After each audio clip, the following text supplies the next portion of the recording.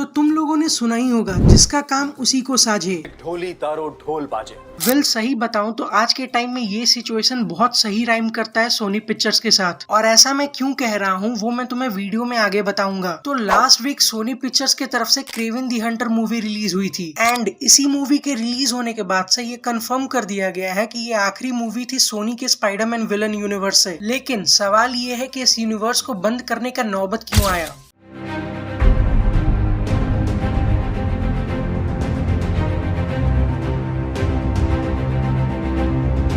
देखो, इस कहानी को हमें समझने के लिए 1999 में जाना पड़ेगा। ये वो समय था जब मार्वल कॉमिक्स बैंकक्रप्ट हो गया था। तभी अपने कर्जे को कम करने के लिए मार्वल कॉमिक्स को अपने फेमस कैरेक्टर्स के राइट्स बेचने पड़े, जिसमें से एक कैरेक्टर स्पाइडरमैन भी था। और यहाँ पे तुम लोगों को यकीन नहीं होगा कि उस वक्त मार्वल कॉमिक्स ने सोनी पिक्चर्स को मात्र $7 मिलियन में स्पाइडरमैन के राइट्स बेचे थे। सुनने में अजीब लगा ना? भले ही आज के टाइम पे मार्वल के लिए $7 मिलियन कुछ नहीं होगा, लेकिन तब उनके पास कंपनी चलाने के भी पैसे नहीं बचे थे और उसका भरपूर फायदा सोनी पिक्चर्स ने उठाया। तो बात बड़ी सिंपल सी है कि जब मार्वल ने सोनी पिक्चर्स को स्पाइडरमैन के राइट्स बेचे तो उसके साथ ही स्पाइडरमैन के सारे विलन्स के राइट भी सोनी पिक्चर्स के पास चले गए थे। वेल अगर देखा जाए तो अर्ली 2000s में सोनी पिक्चर्स ने स्पाइडरमैन का बहुत अच्छे से यूज किया, जहां पर उन लोगों ने सैम राइमी के साथ मिलकर 2002 में पहले स्पाइडरमैन के लाइव एक्शन मूवी को बनाया। इसी के साथ स्पाइडरमैन के लाइव एक्शन मूवीज का सिलसिला आगे बढ़ते रहा, जहां पर उन्होंने 2004 में इसका सेकंड पार्ट लाया और वहीं पे 2007 में इसका तीसरा पार्ट लाया। तुम लोग ये बिलीव नहीं करोगे कि ये ट्रिलॉजी इतना फेमस हुआ कि टोबी मैगवायर जैसे अननोन एक्टर्स को भी वर्ल्ड वाइड फेम मिल गया। और आज भी लोग बस टोबी मैगवायर को इसीलिए पहचानते हैं क्योंकि उन्होंने पहली बार लाइव एक्शन स्पाइडरमैन मूवी में काम किया था। तो तुम्हें आइडिया मिल गया होगा कि सोनी ने स्टार्टिंग टाइम्स में स्पाइडरमैन को बहुत ही अच्छे तरीके से हैंडल किया।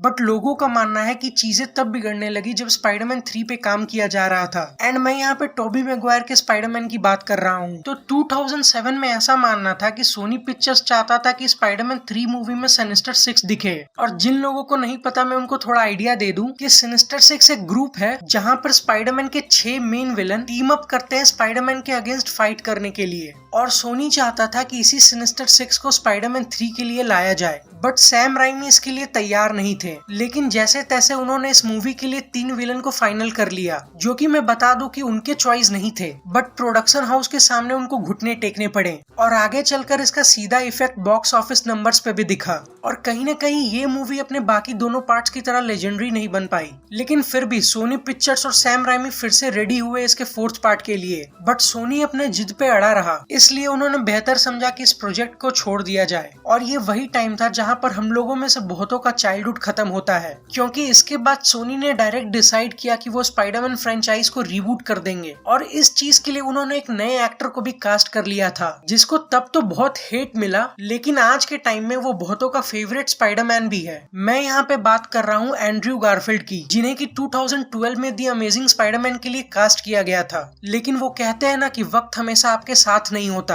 और यही चीज एंड्रयू के साथ भी देखने को मिला, जहां पर उनके स्पाइडरमैन के सीन्स तो बहुत अच्छे थे, बट कहीं ना कहीं मूवी अपने स्टोरी टेलिंग में पीछे रह गई। और आखिरकार 2014 में एंड्रयू के स्पाइडरमैन का भी फ्रेंचाइज को खत्म कर दिया गया।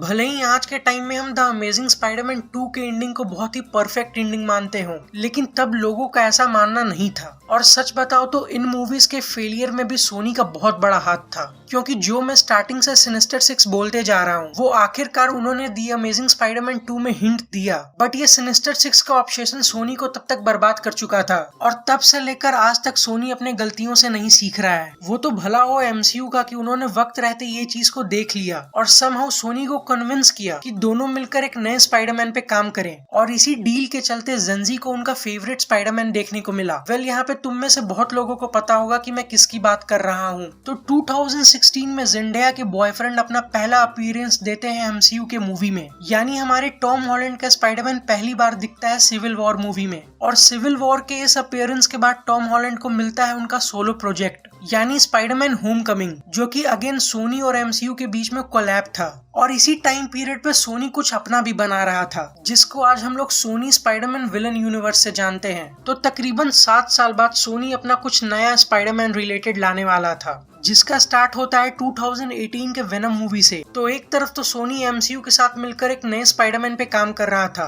और वहीं उसी टाइम पे वो अपना भी एक यूनिवर्स क्रिएट कर रहा था जहां पर वो स्पाइडरमैन के विलन्स पे मूवी बनाना चाहता था। बट इन चीजों में सबसे बड़ा प्लॉट ट्विस्ट ये है कि सोनी के अपने विलन यूनिवर्स में कोई स्पाइडरमैन ही नहीं था। वो लोग अगर चाहते तो वो अपने यूनिवर्स के पहले ही मूवी में एंड्रू गारफील्ड के स्पाइडरमैन का हिंट दे सकते थे, लेकिन कहते हैं ना कि ईगो क्या नहीं करवाता है, तो बस आगे चलकर यही ईगो सोनी को बर्बाद कर देता है।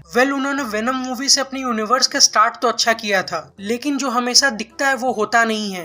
भले ही उस वक्त पे सोनी और एमसीयू का स्पाइडरमैन अच्छा कर रहा था, लेकिन उन सब चीजों का ज्यादा इफेक्ट वेनम 2 मूवी पे नहीं पड़ा। वैसे भी वेनम 2 मूवी को हाइप ही इसलिए मिला था क्योंकि नो वे होम मूवी आने वाली थी। जैसे आज एमसीयू अपने मूवीज में कैमियोस को डालकर बहुत ही पैसे कमा ले रहा है, वैसा ही कुछ सोनी का भी प्लान था अपने यूनिवर्स को लेकर कि आगे चलकर वो लोग मॉर्बियस और मैडम वेब जैसी मूवीज में स्पाइडरमैन के हिंट को तो देंगे, बट गलती से भी स्पाइडरमैन को उन मूवीज में नहीं डालेंगे। ये था उनका सीक्रेट ट्रिक अपने यूनिवर्स को फेमस करने का। वैसे तो 2024 में सोनी के स्पाइडरमैन यूनिवर्स से 3 मूवीज आई हैं, जो कि पहला था मैडम वेब। ये मूवी में अगर डेकोटा जॉनसन और सिडनी स्विनी नहीं होती तो थिएटर्स में भी लगना मुश्किल हो जाता। ये 2 मेन रीजंस थी जिसके कारण मेल ऑडियंस गई थिएटर्स तक मूवी को देखने के लिए, वरना इस मूवी को कोई कुत्ता तक नहीं पूछ रहा था। और जहाँ पर यही हाल वेनम 3 मूवी का भी रहा, क्योंकि ये भी वेनम की लास्ट मूवी थी तो ऑडियंस ने टर्न अप किया लार्ज नंबर में, वरना वेनम 3 मूवी की भी स्टोरी टेलिंग बहुत ही बेकार थी। बाकी जब सोनी ने अपने हाथों से अपने यूनिवर्स का चिता तैयार किया हुआ था तो क्रेवन दी हंटर भी कैसे बच सकता था। तो बस इस मूवी के साथ सोनी के विजन का भी खात्मा हो गया। तो ये जो सोनी का स्पाइडरमैन के विलन्स के साथ ऑब्सेशन है वो मुझे कभी समझ में नहीं आया।